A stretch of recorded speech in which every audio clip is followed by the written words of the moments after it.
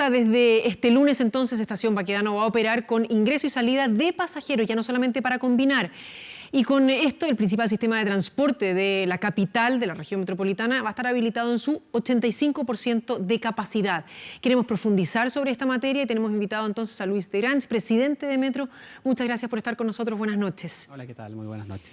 A ver, con esto entonces queda habilitada esta estación con 3 accesos durante este lunes. ¿Y cuáles son medidas además que se toman respecto de, por ejemplo, el reforzamiento de puertas? Claro. Cámaras, entiendo también. Exactamente, habríamos 3 accesos, el de Bustamante en línea 5 y los 2 que están justo a la salida del Teatro Universidad de Chile, que conectan directamente con línea 1. Y básicamente implementamos 3 innovaciones, tanto de infraestructura como de operación. La infraestructura son los portones, se reforzaron todos los portones, y eso le da mucha seguridad tanto a los pasajeros como a los equipos, a los trabajadores de la estación, y eso es muy importante. También invertimos en cámaras de televisión, no solo adentro, sino también en la superficie, que nos permite tomar mejores decisiones, anticiparnos, hacer mejor gestión. ¿Sí? Y además cambiamos algunos protocolos, vamos a seguir trabajando con Carabineros, porque tenemos una relación de largo plazo, ¿cierto? Ellos son los encargados de la seguridad, y ciertos protocolos hemos ido adaptando en los últimos meses y consideramos que ha funcionado bien.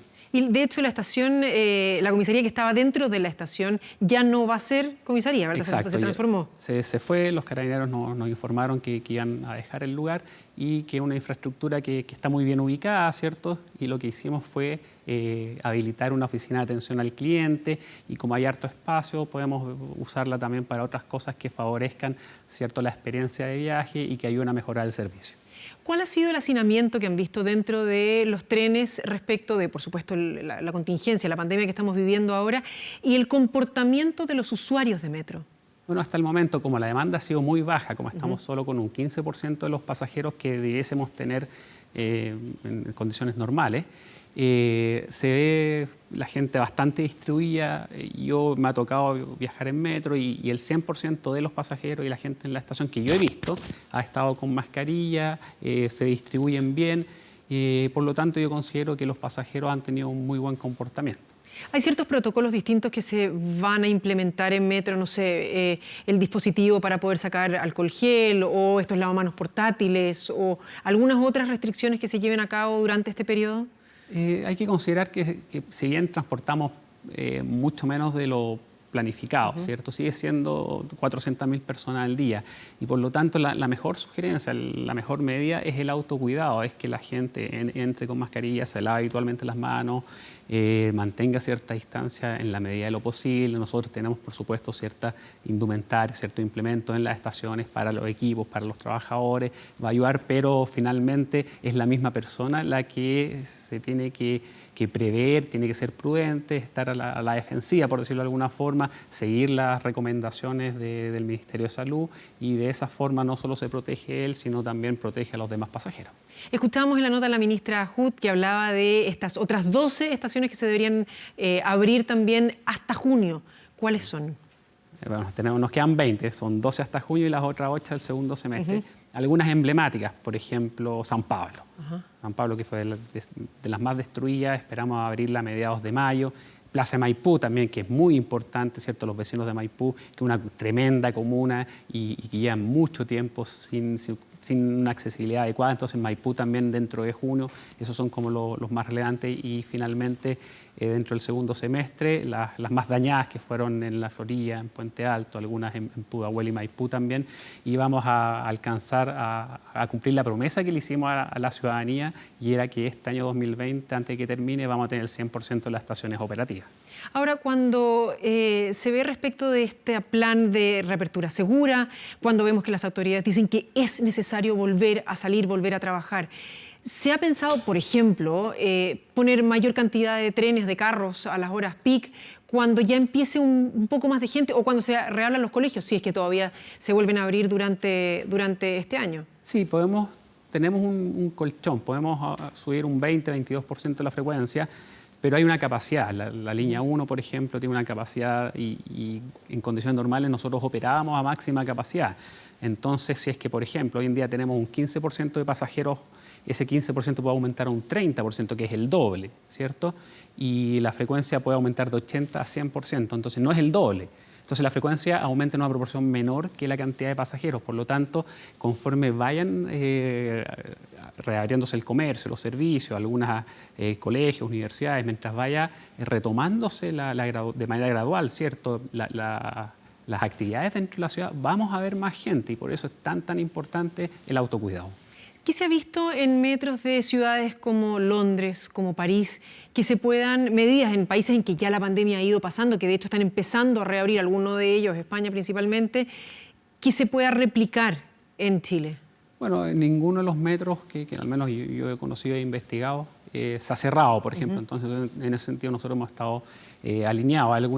Algunos metros, por ejemplo, que han cerrado estaciones para darle más, para que el tren pare menos y tenga más frecuencia, pero eso genera que la gente se aglomere más en las estaciones que están abiertas, entonces es una por otra. Entonces no hay como una bala de plata, no hay una receta y nosotros hemos operado a mayor capacidad posible, resguardando tanto a los equipos de metro, a los trabajadores de metro para protegerlos, pero sin descuidar el servicio que es tan importante para muchísima gente que no puede quedarse en su casa. Lo hemos hablado con distintos expertos en la materia respecto de la distribución, sobre todo aquí en la capital, de lo que es la población, la cantidad de horas de viaje que la gente debe trasladarse hasta tus lugares de trabajo.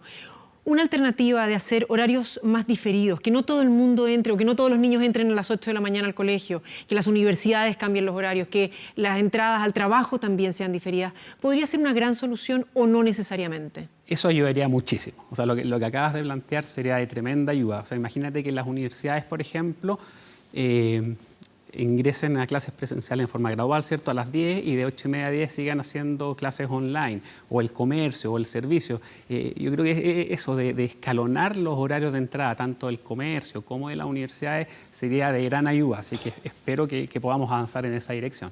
Hablábamos de las medidas de autocuidado por parte de los pasajeros, pero ¿qué pasa con los trabajadores de metro? Ellos se han visto muy golpeados ya desde la crisis social el año pasado, pero las condiciones de trabajo hoy para quienes deben hacer que la ciudad se mantenga todavía activa. Sí, bueno, hemos hecho unos enroques, gestión de turnos, hemos enviado a gente, por ejemplo, en las casas, a aquellos que están en el grupo de más de riesgo, ¿cierto? Por temas de edad o por temas de antecedentes de salud. Entonces hemos hecho un traslap, un enroque de turnos que nos ha permitido estar con 1/3 de la gente en los lugares donde debiese estar. Ya tenemos 2/3 haciendo teletrabajo en el edificio corporativo, hemos reducido un poco y eficientado, por decirlo de alguna forma, la dotación dentro de las estaciones, de tal forma de poder seguir proveyendo el servicio, pero también proteger a nuestros trabajadores, que es tremendamente importante. Cuando hablábamos de que la comisaría sale de Estación Baquedano, ese espacio se usa para una oficina de servicio al cliente, no es la única, se suma a otras que ya están habilitadas, que no están funcionando todavía, tengo entendido. Sí, todavía no. ¿Pero por qué? ¿Por qué se necesita tanto el servicio al cliente o estas oficinas para que los pasajeros se puedan acercar? Por ejemplo, la tarjeta adulto mayor, la tarjeta estudiantil y objetos perdidos. Hay muchos servicios que se ofrecen en las oficinas de atención al cliente y son mayoritariamente asistidas por gente mayor, es decir, las personas que más van a las oficinas de atención al cliente son personas mayores, son adultos mayores, ¿ya? Y que son del grupo de riesgo. Entonces, para justamente proteger al grupo de riesgo es que temporalmente nosotros tenemos cerrada la oficina de atención al cliente, pero conforme, ¿cierto?, empecemos a recuperarnos y a salir todos juntos de esta crisis, vamos a abrirla. Usted hablaba recién de crisis y el presidente se ha referido mucho a una posible crisis económica. Ya sabemos que el desempleo ha aumentado. ¿Cuál es la situación justamente financiera de Metro hoy, después de lo que fue la crisis social, la destrucción de buena parte de las estaciones y esta reapertura con mandar gente a su casa, etcétera? Sí, desde el punto de vista económico tenemos dos dimensiones. La primera fue la destrucción de las estaciones en octubre del año pasado y en ese instante recibimos automáticamente el respaldo tanto del presidente de la República como del ministro de Hacienda y nos han ayudado muchísimo y hemos avanzado muy bien. Entonces la reconstrucción, que fue aporte de los accionistas, por decirlo de alguna forma, que es el Estado de Chile, funcionó bien, hemos gestionado bien, entonces esa parte ya está avanzando. Lo otro es que es producto de la crisis sanitaria, ¿cierto? Es reducción en los pasajeros que repercute directamente en reducción en los ingresos. Entonces ahí hemos hecho varias gestiones, hemos hecho algunos ajustes de costos, por supuesto.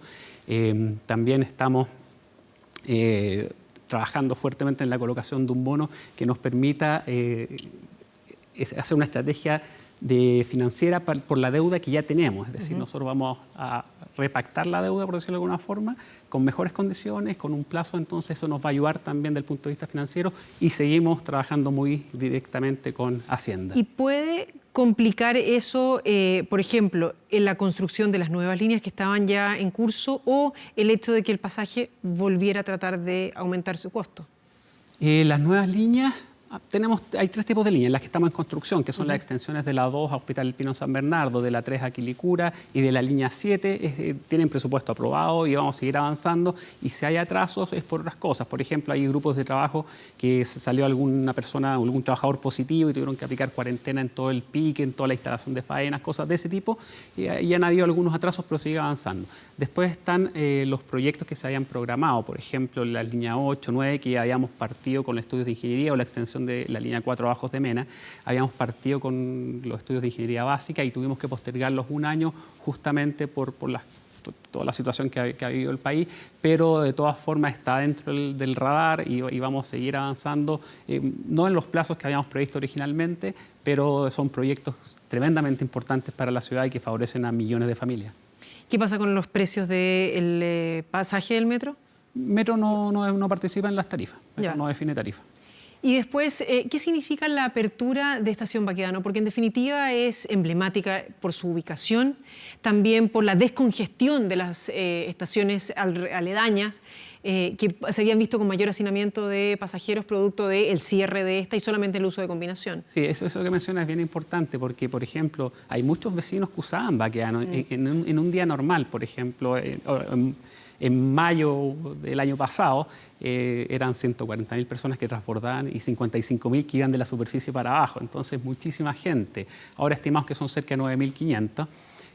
Pero muchos de esos usuarios, de esos vecinos, al no poder acceder en Baquedano mismo, tenían que caminar o hacia Bustamante, o hacia Universidad Católica, o hacia Bellas Artes. Entonces, en el fondo se deterioraba la calidad de servicio, se les hacían hacer trayectos adicionales, se les exponía innecesariamente. Entonces, esto va a ayudar mucho no solo en lo que es el desplazamiento, sino también en una menor exposición frente a la contingencia actual. Luis de Granch, muchísimas gracias por esta entrevista. Encantado. Muy buenas noches. Suerte el lunes. Muchas gracias.